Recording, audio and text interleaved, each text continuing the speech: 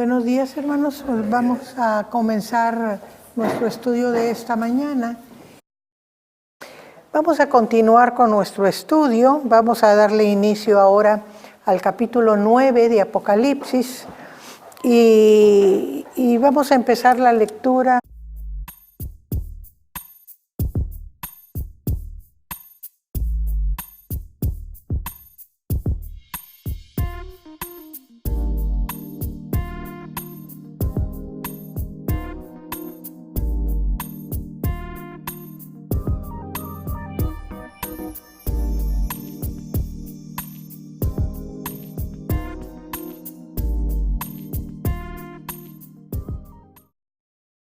Vamos a ligar este capítulo 9 con lo anterior.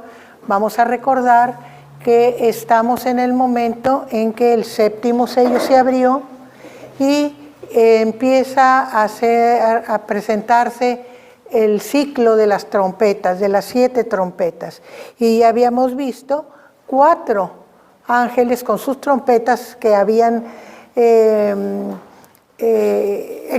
expresado qué eran las penas o las plagas que Dios había determinado en este momento para aquellos incrédulos que no querían oír la voz de Dios, ¿verdad? Entonces vimos que las primeras 4, aunque eran ya, esto es la parte más grave de las penas que Dios está ejerciendo como juicio, ¿verdad? Afectaban. Primero fue la tierra, que fue granizo, fuego y sangre. Y luego fueron los mares, un tercio del mar, lo que hay en animales del mar y un tercio de naves. Y luego fueron las fuentes de agua potable en la tierra, las corrientes y las fuentes de agua donde brota el agua, ¿verdad? Y la última de esas 4 primeras penas, vamos a decir, o castigos o juicios, fue sobre los astros, el sol, la luna, las estrellas, que se oscureció una tercera parte, ¿verdad? Entonces, hasta ahí habíamos visto. Y ahora toca la 5ª trompeta. El 5º ángel dice, tocó la trompeta y vi una estrella que cayó del cielo a la tierra. Aquí los eruditos dicen, Juan no está viéndolo en el momento, sino en retrospectiva, ¿verdad? Él había caído esa estrella y entonces tiene la visión de la caída de la estrella. En las traducciones más exactas dice precisamente no que cayó, sino que había caído, ¿verdad? Que había caído, o sea, es un hecho sucedido en tiempo pasado, ¿verdad? Y la Escritura nos habla a través de los distintos escritos, como el profeta Isaías, o ya en el Evangelio, en Lucas, acerca de eso. En Lucas Jesús dice, cuando los 70 regresan y que se glorían de que los demonios se les sujetaban, dice Jesús, yo veía a Satanás caer del cielo como un rayo. No dice que lo viera en el momento, nada más lo veía, era un tiempo pasado. Y Isaías habla, cuando está hablando acerca de Nabucodonosor, está hablando sobre un rey, pero tiene una expresión muy, muy característica de este tema, porque dice, habla del lucero de la mañana, cómo caíste del cielo, ¿verdad? Tú que te sentías lo máximo, ¿verdad? Porque quiso ser igual a Dios y entonces cayó. Era uno de los ángeles, de ahí el nombre, Lucifer, ¿verdad? Que es una estrella, es el de luz, pero desgraciadamente aquellos ángeles que no respetaron la voluntad de Dios y se rebelaron, fueron lanzados fuera del cielo, ¿verdad? Entonces, estas citas nos hablan precisamente de este hecho, de esa estrella caída. Y aquí nos dice, el ángel tocó la trompeta y vio una estrella que cayó del cielo a la tierra. y se le dio la llave del pozo del abismo. Y nosotros, si pensamos en una estrella como lo conocemos, pues pensamos en materia inerte, ¿no? En materia mineral, ¿verdad? Pero aquí no se trata de materia mineral, se trata de alguien que tiene personalidad, porque se le dio la llave del pozo del abismo, o sea, alguien que puede responder. Entonces, los eruditos dicen, pues se trata del maligno, ¿verdad? Un ángel maligno. Las opiniones están divididas. Unos dicen que es un ángel bueno, algunos teólogos, algunos eruditos, y otros dicen que es un ángel malo, ¿verdad? Porque se le da la llave del abismo, ¿verdad? Y es un personaje arrojado del cielo, ¿verdad? Que no tuvo lugar en el cielo. Entonces tiene que ser un ángel malo, ¿verdad? Y luego dice, y abrió el pozo del abismo y subió humo del pozo como humo de un gran horno. Y aquí, de alguna manera, el abismo representa el infierno. Y el infierno como algo real. A veces pensamos que es algo espiritual, que es algo simbólico, pero aquí lo presenta como muy real, ¿verdad?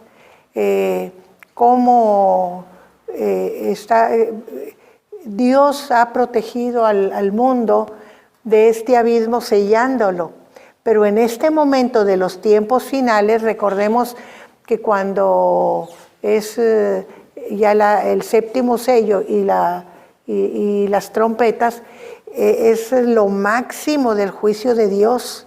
Estamos en lo último del juicio de Dios, en lo más grave, en lo más fuerte del juicio de Dios hacia los incrédulos. ¿Por qué?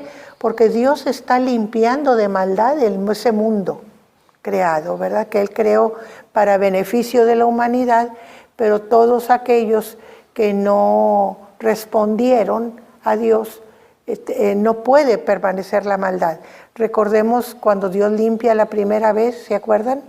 En el momento del arca de Noé, que los únicos que no habían contaminado de maldad su corazón eran Noé y su familia. ¿Qué pasó con todos los demás?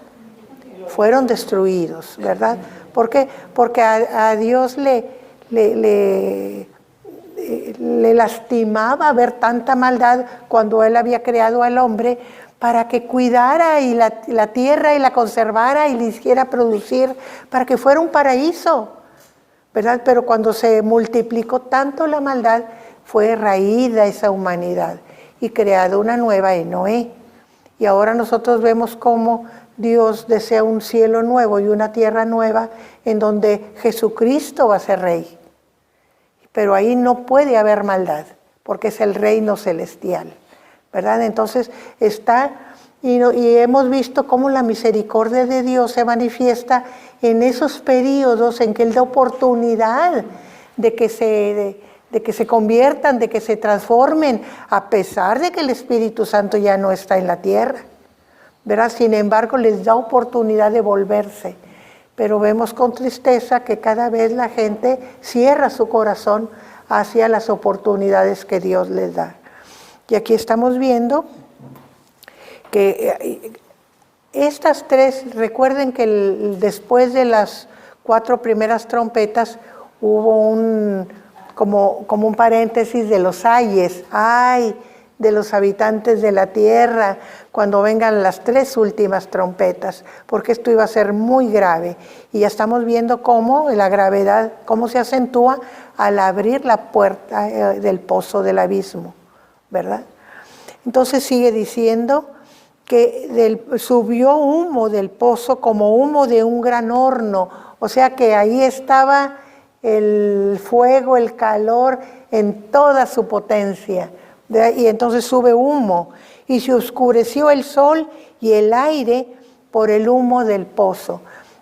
Nosotros podemos pensar que se oscurece el sol, pero aquí lo que nos quiere decir cuando dice que se oscurece el aire es que como cuando hay una erupción volcánica y que todo el ambiente está lleno de polvo volcánico y no se ve, no pasa la luz del sol y entonces se ve como tinieblas, ¿verdad? Se ve oscuro, se ve con una luz muy, muy escasa o casi sin luz, o sin luz, ¿verdad? Según lo espeso del humo. Nosotros sabemos que la luz que tenemos es el sol y aunque esté nublado, tenemos un poco de sol o un poco de luz, no vemos el sol, pero tenemos luz que como quiera pasa las nubes. Cuando está muy cerrado el cielo lo vemos bien negro y bien oscuro, parece que está anocheciendo, ¿verdad? Ya platicábamos de los países nórdicos, ¿verdad? Que es bien oscuro, el día es muy corto y es bastante oscuro, tanto que la gente se deprime, ¿verdad?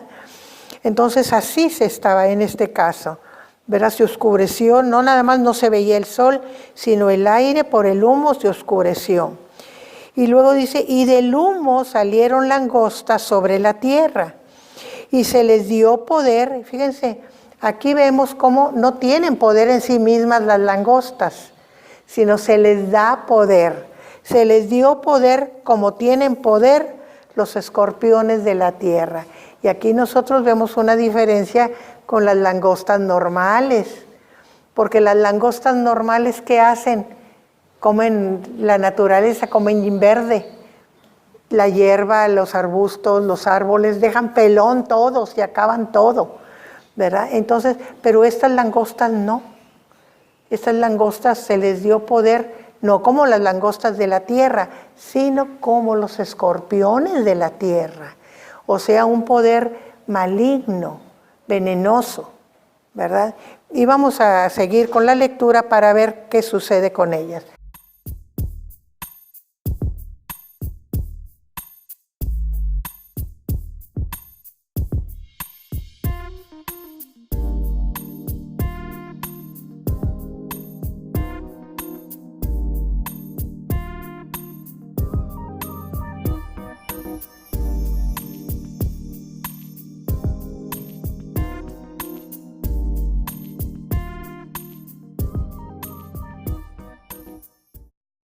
Vemos aquí dice, y se les mandó. O sea, ellos no tienen voluntad de hacer en sí mismas, sino que es algo que se les está permitido hacer. O sea, Dios tiene el control porque es un juicio que Dios está ejerciendo sobre la humanidad y sobre la tierra.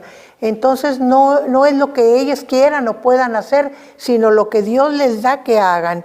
Y se les mandó que no dañasen la hierba de la tierra, ni cosa verde alguna, ni ningún árbol.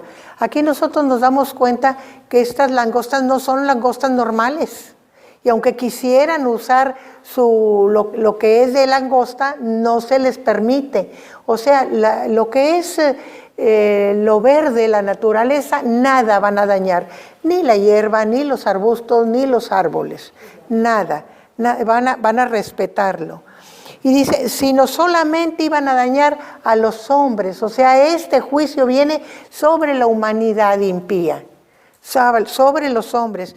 Y a todos no, nada más a los que no tuviesen el sello de Dios en sus frentes. Recordemos que 144,000 del pueblo de Israel habían sido sellados por Dios, que eran los que iban a llevar el conocimiento de Dios en esa época difícil. Y nosotros pensamos, bueno, Dios está siendo bueno con Israel, sí está siendo bueno porque está rescatando esa cantidad, pero imagínense tener que vivir en ese ambiente, con esas plagas, viendo todas esas cosas terribles, aunque estén a salvo, tienen el sufrimiento de ver algo tan terrible que está sucediendo, ¿verdad? Entonces vemos que el juicio va sobre determinadas gentes que están todavía en la tierra en ese momento. Y les dice, y les fue dado que no los matasen. O sea, viene sobre los hombres, pero no para matarlos, sino para atormentarlos. Y aquí nosotros, a pesar de lo duro del juicio, también vemos misericordia de Dios, porque no permite que los maten. ¿Se acuerdan de Job? que Job era recto delante de Dios, pero tenía desconfianza de cómo andarían los hijos. Y ofrecía sacrificio por todos sus hijos, ¿verdad? Entonces, Satanás pues lo acusa delante de Dios. No, tú lo has bendecido mucho, por eso te adora, por eso te alaba. A ver, ve quitándole y verás que se vuelve contra ti. Y entonces Dios le dice, vamos a probar si lo que tú dices es cierto. Entonces vienen las pruebas sobre Job, pero ¿qué le dice Dios? Pero vas a respetar su vida. O sea, no vas a atentar contra su vida, puedes hacer con él lo que quieras, pero no vas a tocar su vida. Y aquí vemos también lo mismo, la vida de aquellas personas no iba a ser tocada. Y por eso yo les digo que la misericordia de Dios se muestra aún en medio del juicio, para que tengan oportunidad de volverse, ¿verdad? Y entonces, y dice que fue dado que no los matase, sino que los atormentasen 5 meses. Y aquí los eruditos nos dicen, bueno, pues es que la vida normal de las langostas es precisamente 5 meses. Ellas llegan en la primavera y verano asolan y se desaparecen como vinieron, ¿verdad? Porque es la vida de las langostas, 5 meses, desde que empiezan. Y la vida de las langostas es terrible desde que nacen. Las capsulitas, los huevos son capsulitas, tienen 40 huevos. Salen de cada, vamos a decir, germen, salen 40 langostas. Y primero es un gusanito muy voraz. Nosotros hemos visto como los de las mariposas, que son menos voraces y acaban en un 2x3 las plantas.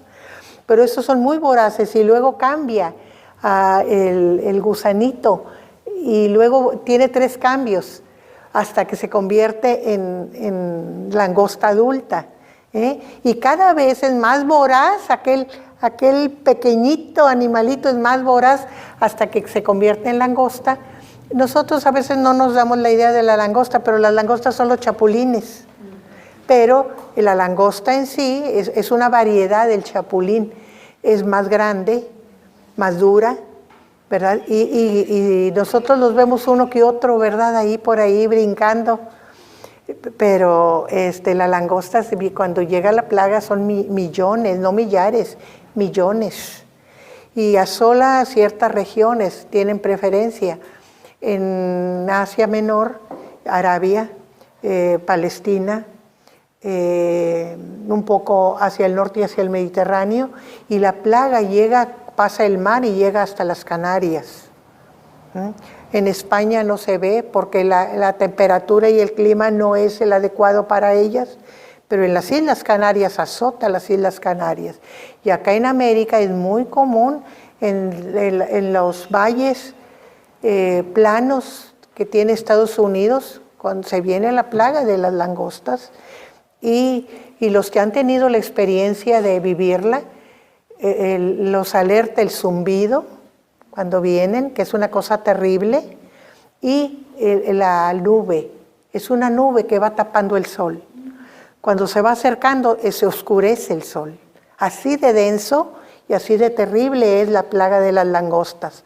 Cuando pasa, acaba con montones de hectáreas de campo, con montones, no deja nada. Dicen que es como si un incendio terrible hubiera pasado. No queda nada, todo trituran, pero nada queda. Entonces, estas langostas no iban a asolar lo verde, pero iban a estar sobre los humanos, ¿verdad? Y los iban a atormentar 5 meses, ¿verdad? Y luego dice que sería tan terrible la manera de atormentarlos va a ser, dice que como los escorpiones, así como es el veneno del escorpión, así va a ser el ataque de las langostas, con mucho dolor, con mucho sufrimiento, con mucha incomodidad. No sé a cuántos de ustedes les haya picado un escorpión, ¿a nadie?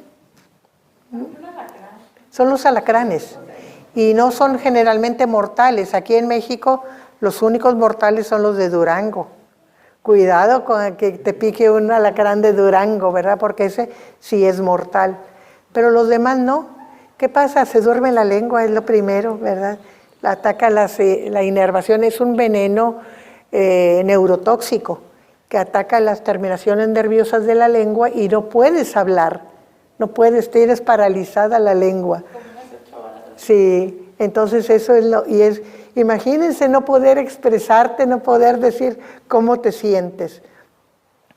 Pues esos alacranes eran muy especiales, ¿verdad? No mataban, pero era un sufrimiento tremendo, ¿verdad? Al grado, ¿cómo podemos entender ese sufrimiento que producía? Dice que buscarán la muerte, querrán mejor morirse que estar sufriendo aquel dolor y aquel tormento. Y dice, pero no la hallarán y ansiarán morir. Y aquí le da una cierta personalidad a la muerte, pero la muerte huirá de ellos. No queremos nada que ver con ustedes, ¿verdad? Nada, con ustedes no. Y dice que no podrán encontrar la muerte por más que la busquen, ¿verdad? Entonces, pero el tiempo de este juicio es limitado, 5 meses, ¿verdad? Y ya se verían librados de ese juicio y manteniendo la vida. Seguimos con la lectura, vamos a pasar al versículo 7.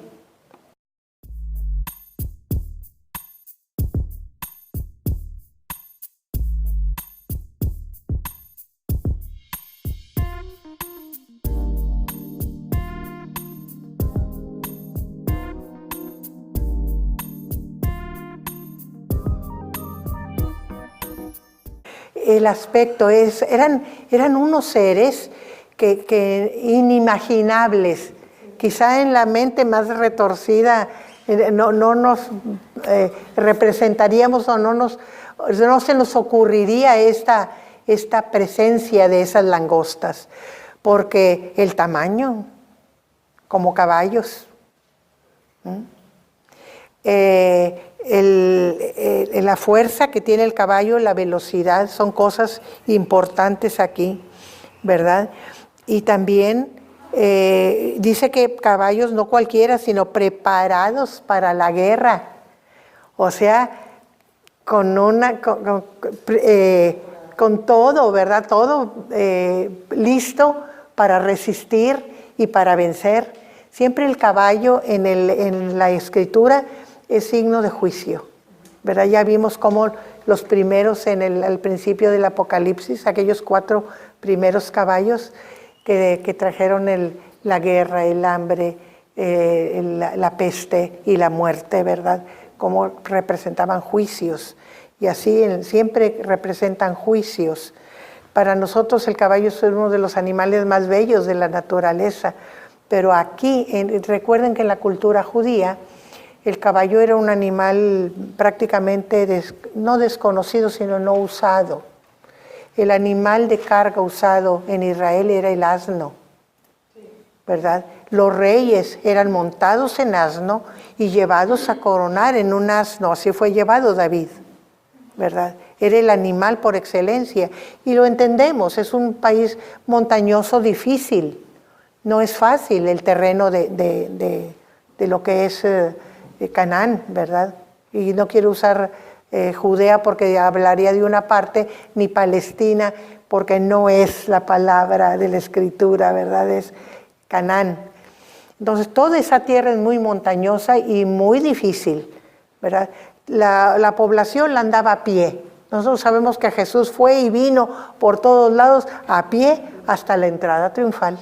Fue lo único que usó bestia de carga para movilizarse, ¿verdad? Pero todo se hacía a pie. Era más fácil que con una bestia que iba a batallar, iba a resbalar, ¿verdad? Y entonces tienen aspecto de caballos y como caballos de guerra, preparados para la guerra. En la cabeza tenían como coronas de oro. Y aquí las coronas siempre representan autoridad, poder, majestad, ¿verdad? Y dicen, pues es que se querían parecer a la divinidad, ¿verdad? Querían sentirse importantes. Muchos eruditos dicen que ya era lo máximo de la euforia para estos que tenemos que considerar que son demonios, salieron del pozo del abismo. el tomar un cuerpo, porque lo que ansían siempre esos espíritus malignos es tomar cuerpo. Entonces ya tomar un cuerpo era un éxito, ¿verdad? Y entonces la corona representa ya como que se sienten muy, muy, ¿verdad? Con mucho poder, con mucha majestad, ¿verdad? Otros dicen que tiene una remembranza con la cabeza de las auténticas langostas, que tienen así unas cositas brillositas, doraditas en la cabeza, que pudiéramos pensar en un inicio de corona, ¿verdad? Igual que cuando dice aquí que tienen cabellos de mujer, dice que las antenas son muy largas, las antenas de las langostas, y muy móviles. Entonces las dejan caer, son también amarillas y simulan pelo de mujer, ¿verdad? Pero un pelo ralo, ¿verdad? Pero de todas maneras es una remembranza de las langostas naturales. Y dice que tenían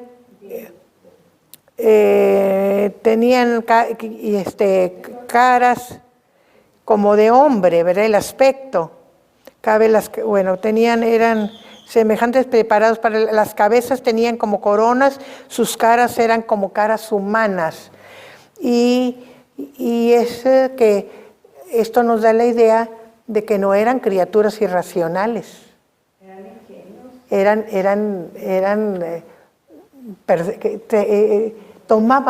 Tenían personalidad, pero una personalidad maligna, pero una manera de introducirse caras humanas, ¿verdad? Entonces, de esa manera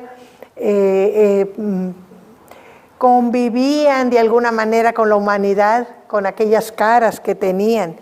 Y dice, y tenían cabello como cabello de mujer. Y esto, les digo, unos dicen que es por las antenas, pero otros dicen que es para provocar seducción, ser atractivos y que la gente se les acercara, y entonces eran engañosos. Los demonios siempre han sido engañosos. Era una manera de seducir a la gente para aproximarse a ellos y dañarlos, ¿verdad? Un engaño, un atractivo, tienen un atractivo y hay un engaño. Otros dicen no, son cabello largo como lo usaban los bárbaros, ¿verdad? Nosotros sabemos que todos los bárbaros usaban el pelo largo. Si hablamos de los germanos, usaban el pelo largo. Si hablamos de los vikingos más al norte, usaban el pelo largo. Si hablamos de los antiguos ingleses, los nativos, ¿verdad? Antes de que llegaran los germanos a mezclarse con ellos, también usaban el pelo largo. Los únicos que no usaban pelo largo eran los más civilizados. Los romanos, los griegos, hasta los egipcios usaban pelo corto. Y los judíos, los hombres, les estaba prohibido usar pelo largo. Nada más las mujeres podían usar pelo largo. Nada más aquellos que hacían voto o que tenían pelo largo. Recordemos que el voto del nazareato tenía prohibición de cortarse el pelo, ¿verdad? Eran los únicos que usaban pelo largo y solo lo usaban durante el voto. En la Escritura tenemos un único caso de prohibición de cortarse el pelo dado por Dios, que fue Sansón. El único. ¿Por qué? Porque Dios le había provisto de su fuerza con su pelo. Mientras tuviera el pelo largo, tenía una fuerza dada por Dios, ¿verdad? Entonces, es el único caso, ¿verdad? Pero todos los demás usaban pelo corto. Entonces tenían como pelo de mujer, ¿verdad? Y sus dientes eran como dientes de leones. Aquí siempre la representación de colmillos representa depredación, destrucción, desgarrar, ¿verdad? Entonces eso era lo que esa imagen daba. Yo no se me había ocurrido, pero ahorita se me está ocurriendo, como en el caso de los vampiros, ¿verdad? Que se ven muy normalitos mientras no se ríen. Cuando se ríen, se les ven los colmillos, ¿verdad? Yo le digo a mi marido, como yo no tengo los 4 dientes del frente, iba a salir y no traía mi prótesis y le digo, déjame devolverme porque voy a asustar gente si me río. ¿Por qué? Porque aunque no tenga prominentes uno los caninos, pero al no tener los otros se resaltan, ¿verdad? Voy a asustar gente. Y así estaban estos, ¿verdad? Tenían los colmillos como colmillos de leones, o sea, de animal carnívoro, ¿verdad? Entonces era impresionante, demostraba no nada más agresión, fuerza, sino también depredación, destrucción. Entonces eso es lo que tenemos en el aspecto de estas langostas. Vamos a seguir con la lectura, versículo 9.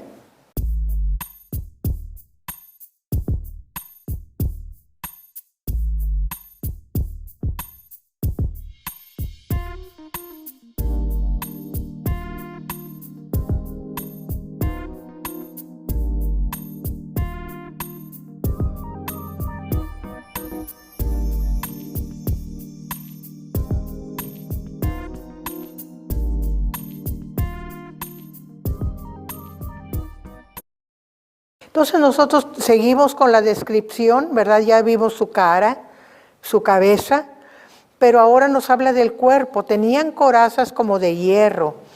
Esto cuando la primera descripción decía como caballos preparados para la batalla, y los caballos preparados para la batalla les ponían una cubierta de hierro precisamente para protegerlos de las lanzas.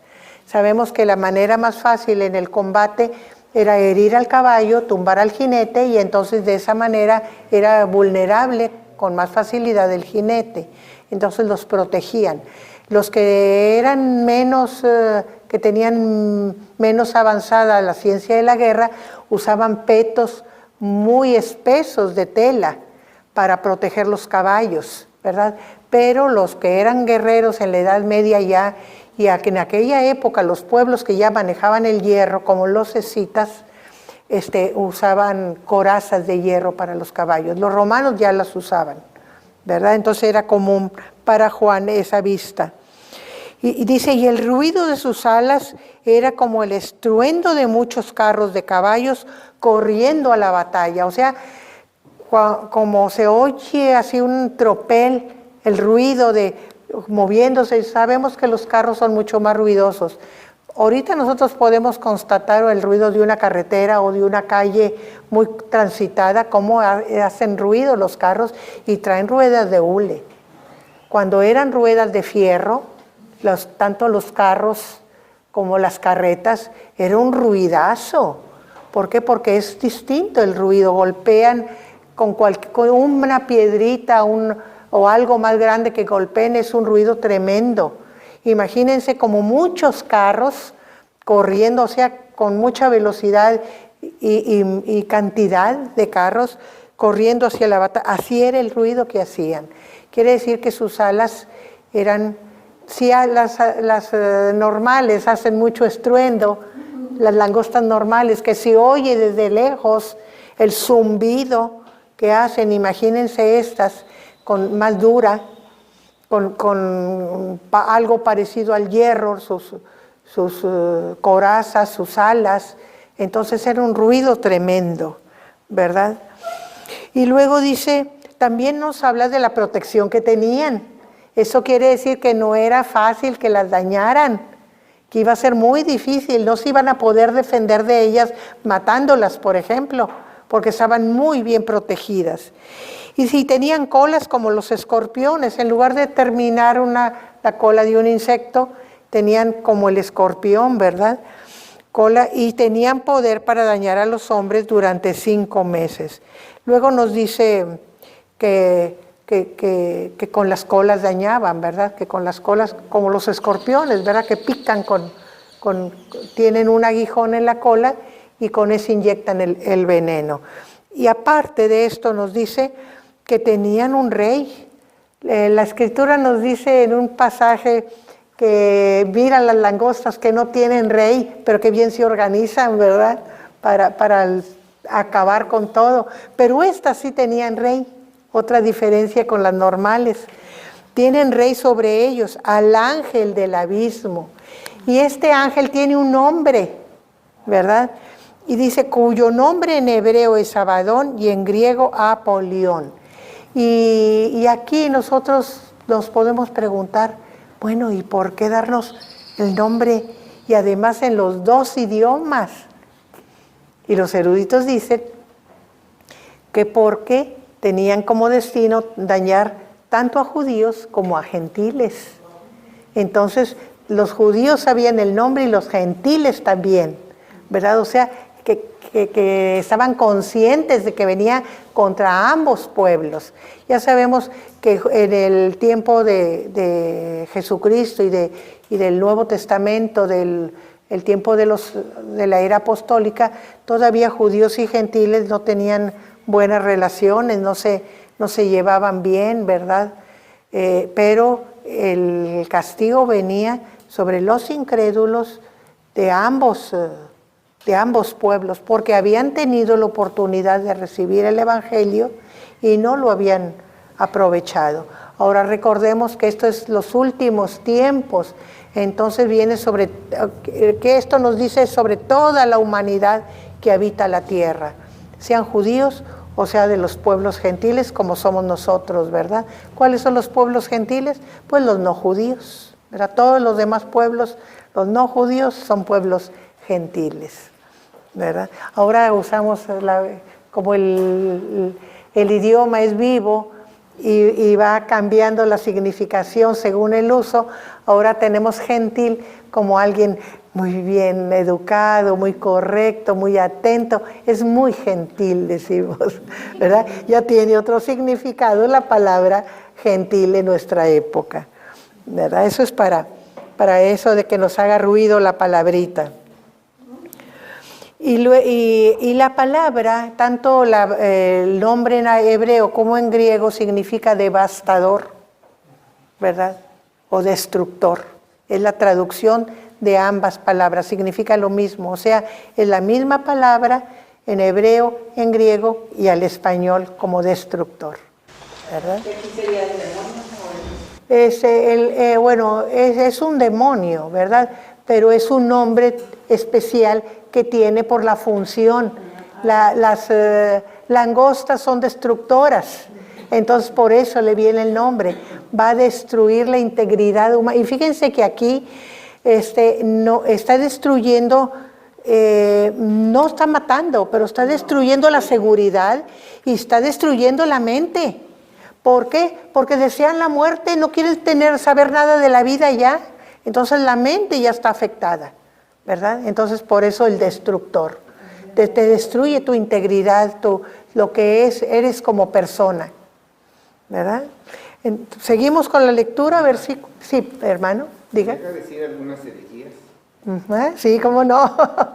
Aquí estamos para compartir, sí, para aprender unos de otros. Es nada más tratar de encontrar algunas similitudes Sí. que probablemente eran muy difíciles de describir En aquella época.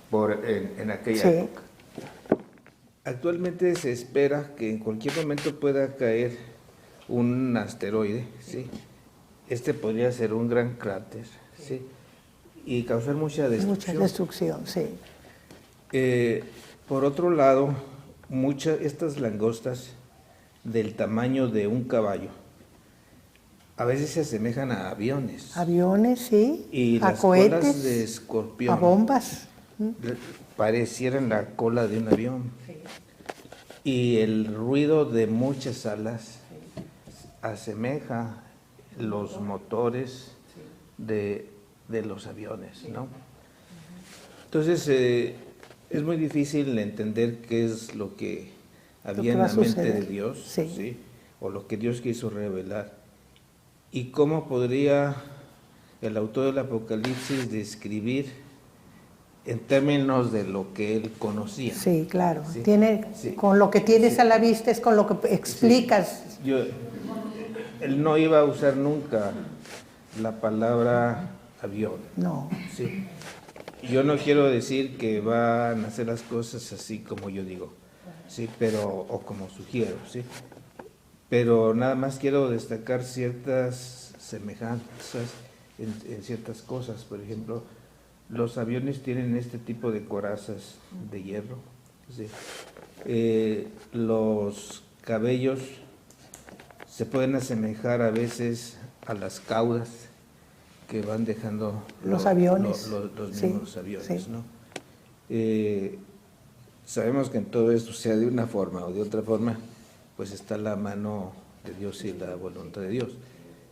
Nada más destacar ciertos escenarios. Traerlo a nuestra época, de alguna manera. Escenarios que ni siquiera en la Edad Media se podían concebir como los concebimos ahora, ¿sí?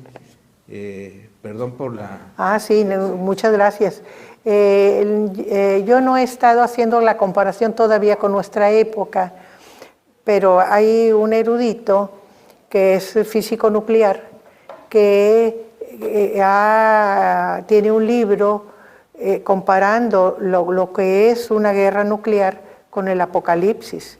Y él ha escrito mucho acerca de que evitemos conflictos nucleares, porque seríamos autores, estaríamos colaborando con el enemigo para la destrucción y estaríamos siendo elementos de Dios para el juicio, ¿verdad? Nosotros mismos. ¿Por qué? Y él compara las cosas que se presentan en Apocalipsis con lo que sucedería en una guerra nuclear, ¿verdad? Actualmente en lo que se hace mucho de fertilizantes y plaguicidas, hay aquellos plaguicidas que no van a dañar para nada a la planta, sino solamente a los insectos, ¿sí? Y aquí pareciese sugerir también ese tipo de cosas, ¿sí?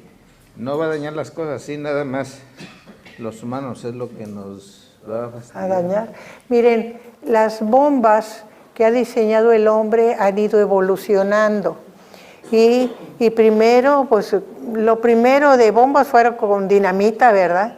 Entonces era muy destructivo, muy incontrolado, pero se han ido sofisticando, ¿verdad? Y cada vez son más exactas, al grado que las últimas que hay, todavía la bomba atómica hacía desastres, porque no nada más donde caía, sino que la radiación se extendía y dañaba mucho más allá de lo que se pensaba. Aún a los mismos que lanzaron la bomba los mató, ¿verdad? Con la radiación, murieron de cáncer. Pero ahora son tan sofisticadas que dicen, la cultura humana ha sido tan hermosa, tan espléndida, y en la Segunda Guerra Mundial tanto que se destruyó de aquella riqueza humana, esa cultura. ¿Y saben cómo son las bombas últimas? Las bombas de protones nada más destruyen la vida humana, dejan intacta toda la estructura física. No, desde la naturaleza no destruyen nada, edificios, nada más la vida. ¿Ven? ¿Cómo nos hemos vuelto especialistas? ¿Por qué? Porque hoy no le tenemos respeto a la vida, que era lo más precioso, que Dios respeta la vida. Pero nosotros no. La vida nos vale un carajo, discúlpenme la palabra, ¿verdad? Las cosas materiales les damos mucha importancia y a la vida no le damos nada de importancia cuando es lo más precioso delante de Dios, ¿verdad? Ahí es donde vemos la degeneración de la moralidad de la raza humana. ¿Cómo es posible que tengas en tan poco eso, ¿verdad? Pero, y es lo que nosotros vamos a, que la gente que vive en el tiempo, cuando estos juicios se lleven a cabo, va a ser la mentalidad que van a tener. No les va a importar nada lo que es la gente, ¿verdad? La maldad en toda su potencia. No, digo, y en tan poco tiempo como la gente se ha degenerado. Sí. Yo me acuerdo en los 60 cuando mi hermana pues era la mayor, ¿verdad? Todavía había bastante respeto. Mucho. Ellas podían salir a divertirse y no había nadie que ofendiera. Lo que hay ahora, sí. Como que la duermen y que no se acuerdan de nada o simplemente ahora esa falta de sensibilidad con que ahora matan a la gente, que ya no es con armas, a balazos por decir, y ahora hasta las desintegran con ácido, ¿verdad? O sea, eso sí, no hay es ningún falta de respeto. humanidad ya. Sí. Ya esa gente ya no trae humanidad. Entonces seguimos, ¿verdad?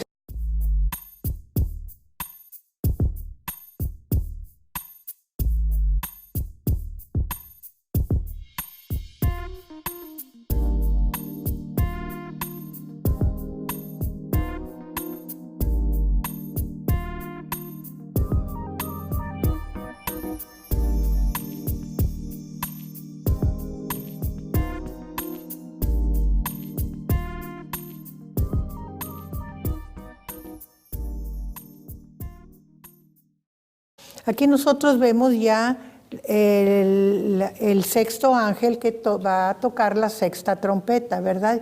Ya nada más quedan estas dos, ¿verdad? Sabemos que esto es lo más terrible, ¿verdad? Y entonces dice, oí una voz entre los 4 cuernos del altar de oro que estaba delante de Dios. Recordemos que el altar de oro era el altar del incienso. Ese altar en donde se quemó mucho incienso y subió con las oraciones de los santos a Dios, que dice que es la apertura para que la voluntad de Dios ya se cumpla en la tierra. O sea, hágase tu voluntad como en el cielo, así también en la tierra, ¿verdad? Y de ese altar sale la voz, ¿verdad? Quiere decir que viene directamente de Dios, diciendo al sexto ángel que tenía la trompeta, desata los 4 ángeles que están atados junto al gran río Éufrates. Y aquí también nosotros tenemos que tener una idea de cierta cosa especial.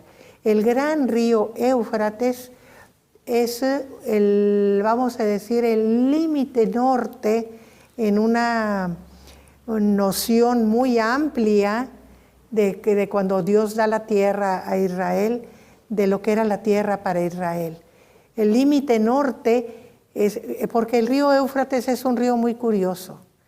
Es un río que viene de más al oriente y luego hace unas curvaturas por las sierras allá por el norte de Turquía, cerca del Mar Negro, y viene a dar la vuelta hacia el occidente, y luego se convierte en un río occidental y el Tigris queda como oriental cuando nace más al oriente. Entonces, en la parte norte es el límite, vamos a decir, de seguridad para los pueblos, por los habitantes de Israel, porque todas las invasiones venían del norte. Si los imperios que estaban más al oriente pasaban por allá, es una región muy, muy montañosa, y del norte invadían a Israel. Háblese de los asirios, háblese de los babilonios, háblese de los persas, era el mismo camino. Ahora, si hablamos de ya tiempos más modernos de los griegos, que fueron los que dominaron los persas, pues Alejandro igual cruzó por allá, por el norte, y de allá del norte bajó, aunque no venía del oriente, venía del occidente, pero fue el mismo camino, ¿verdad? Los únicos pueblos que asolaban Israel de otra región eran los egipcios del sur, ¿verdad? Eran los únicos. Pero con los egipcios siempre se llevó una relación menos conflictiva que con los pueblos del norte. Entonces, del gran río Éufrates ya nos está situando en una región. Quiere decir que la región donde se va a originar este juicio es en el Oriente Medio, en el norte de la tierra de Israel, ¿verdad? Y dice que allí el ángel tenía por orden, ¿verdad?, que desatara a los 4 ángeles atados junto al gran río Éufrates.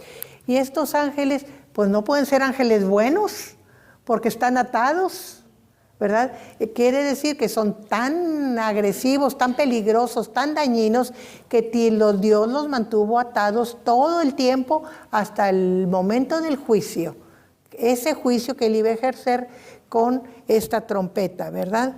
Con la sexta trompeta. Entonces dice, da la orden de que sean desatados, porque dice que estos ángeles que estaban preparados para la hora, día, mes y año, o sea, tenían ya determinado cuándo iba a ser su actuación, ¿verdad? Desde el inicio de los tiempos se ataron por peligrosos y cuando fuera este juicio de Dios serían desatados, a fin de matar. Aquí ya viene matar. ¿Se acuerdan que el anterior todavía hubo oportunidad? No era muerte, era nada más tormento, ¿verdad? Pero aquí de matar a la tercera parte de los hombres. O sea, ya aquí viene sobre la población, ¿verdad? En las anteriores habíamos visto en distintos aspectos, pero aquí ya sobre la población.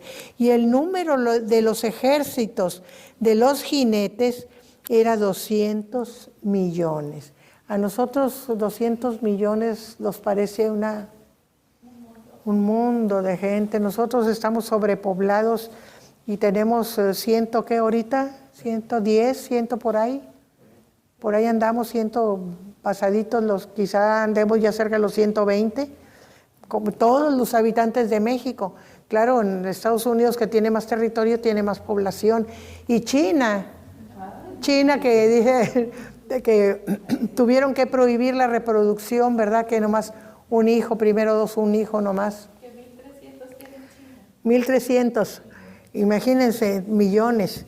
Entonces, dicen que hubo una época en que China, cuando la efervescencia del comunismo y del roce con la Unión Soviética y todo eso, podía tener 200 millones de soldados. China, cuando todavía no limitaba su población. 200 millones de soldados. Para nosotros es inimaginable, porque es 2 veces la población de México, ¿verdad? Inimaginable. Pero esa es la cantidad, dice aquí, ¿verdad?, de jinetes preparados, de los ejércitos de jinetes, 200 millones. Y dice, yo oí su número. O sea, si a ustedes les parece que no es exacto eso, yo lo oí, dice Juan, yo oí su número.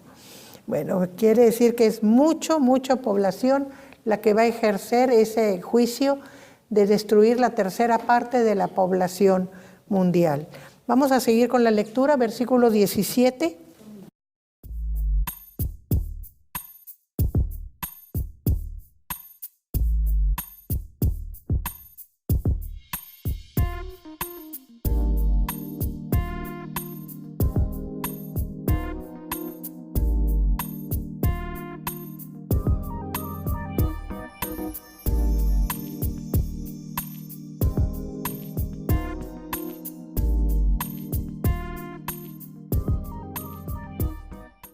Nosotros vemos aquí, ¿verdad?, de dónde está el poder de destruir de estos jinetes. No es porque tienen armas, como podíamos pensar, espadas, ¿verdad?, o lanzas, sino es otro tipo de armas. Y dice, y vi en visión los caballos y a sus jinetes, los cuales tenían corazas de fuego, de zafiro y de azufre.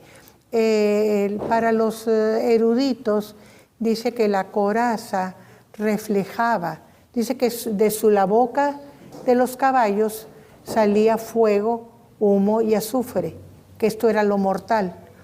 El fuego, aquí cuando dice que la coraza tenía fuego, o sea, eran corazas de fuego, un reflejo del fuego. Y lo oscuro, como el zafiro, que es un azul oscuro, es el reflejo del humo. Y el amarillo es el reflejo del azufre, ¿verdad? O sea que la coraza reflejaba lo que salía de la boca. Y yo les voy a hablar del azufre.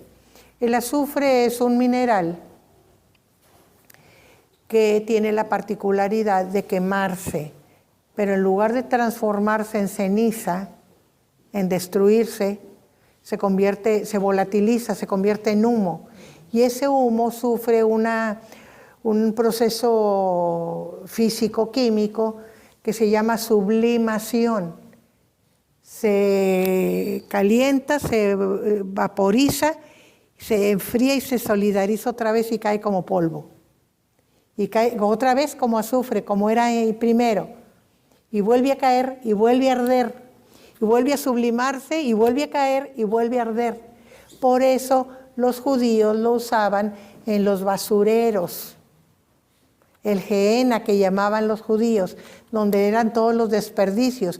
Imagínense la cantidad de sacrificios que hacían, 1000 en tiempo de Salomón, para la bendición, cuando el templo, cuando hubo la inauguración del templo. Todos los desperdicios acumulados, y nomás imagínense, entonces los mezclaban todos los desperdicios, basura, todo con azufre y lo quemaban. Entonces se quemaba todo lo orgánico, pero el azufre permanecía. Por eso el azufre representa el infierno, un fuego que nunca se apaga. Porque cuando prendes el azufre, arde siempre. Cae y vuelve a arder, cae y vuelve a arder, cae y vuelve a arder, cuando ya está prendido. Ahora, el azufre es un elemento indispensable para la vida. Nosotros sabemos que tenemos una cierta cantidad en nuestro cuerpo indispensable. Cuando hemos vivido en el campo, sabemos que al ganado se le tiene que poner azufre en ciertos terrenos que no hay, porque entonces el ganado está mal de salud. Entonces hay unas piedras cuadradas de azufre que se ponen en un poste y ahí va la vaca y lame sabroso. Como los niños cuando les falta calcio y van a la tierra a comer tierra porque les falta calcio, o lamen las paredes con cal porque les sabe sabroso, o se comen el gis. Igual las vacas, ¿verdad? Van al azufre, ¿verdad? La sal, dicen, es la sal, lleva sal y azufre, esos bloques, ¿verdad? Indispensable para la vida, pero también representa, ¿por qué representa el infierno? Pues porque es un fuego que nunca se apaga, ¿verdad? Esa es la razón. Entonces, el poder de los caballos estaba en su boca y en sus colas, ¿verdad? Porque dice que de su boca salía fuego, humo y azufre. O sea, todo eso que les platiqué, el fuego como los dragones, ¿verdad? Ya tenían fuego integrado, pero el fuego quemaba el azufre, ¿verdad? Y entonces se producía humo, pero el humo asfixia. Ese humo espeso, si lo inhalas, no te deja respirar. Es materia sólida. Si el carbón que absorbemos de las chimeneas causa problema, el enfisema, todas las personas ancianas la van con el doctor, usted cocinaba en chimenea, le dice. ¿Por qué, doctor? Pues porque tiene los pulmones llenos de carbón. Eso pasa con los que fuman también, pero aparte del humo, los alquitranes y todo lo que se absorbe del cigarro, ¿verdad? Aparte de la nicotina, ¿verdad? Pero los pulmones se llenan de carbón. Pues aquí los pulmones se llenaban de azufre, porque está volatilizado, lo absorbían y mataba. Entonces mataba el fuego, mataba el humo, que era humo de azufre, y el azufre en sí, ¿verdad? Pero también, no nada más con sus bocas mataban, también con sus colas, porque dice que sus colas tenían cabezas de serpientes que dañaban también, o sea, también eran venenosas, y con esas también mataban. O sea que eran terroríficos estos jinetes. Y fíjense que no los jinetes en sí, no, sino los caballos. Los caballos. Seguimos con el 20, sí, por favor, el 20, sí.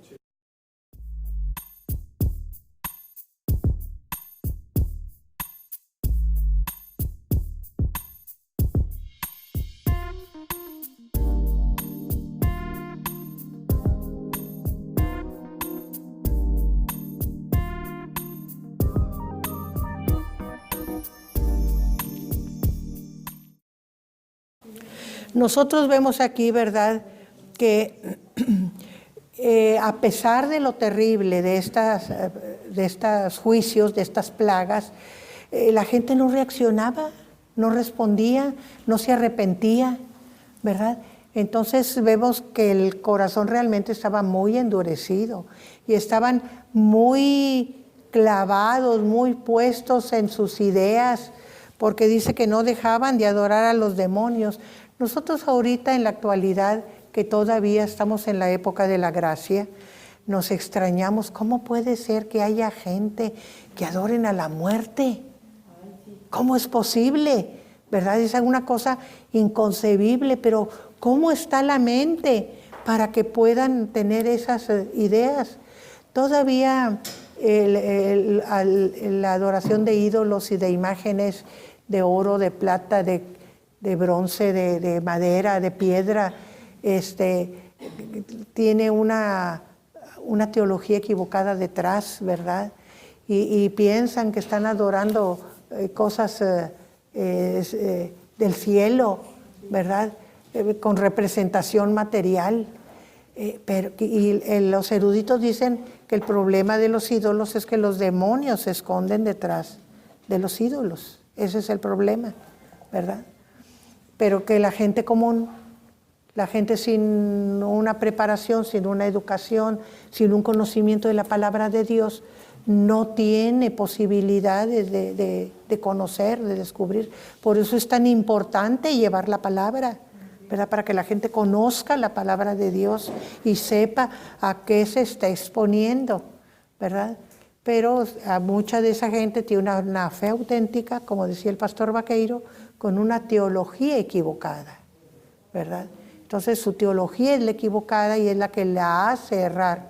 Pero tienen una fe auténtica y Dios conoce el corazón de la gente.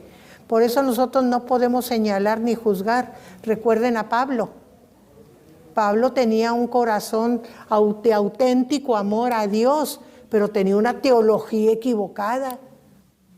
Tuvo que Dios abrirle los ojos sobre su teología para que pudiera comprender, ¿verdad? Pero Dios es el que hace las cosas. Nosotros somos vehículos de Dios para llevar la palabra. Él es el que abre ojos, quita cortinas y abre el corazón, ¿verdad? Entonces nuestro trabajo es nada más llevar la palabra.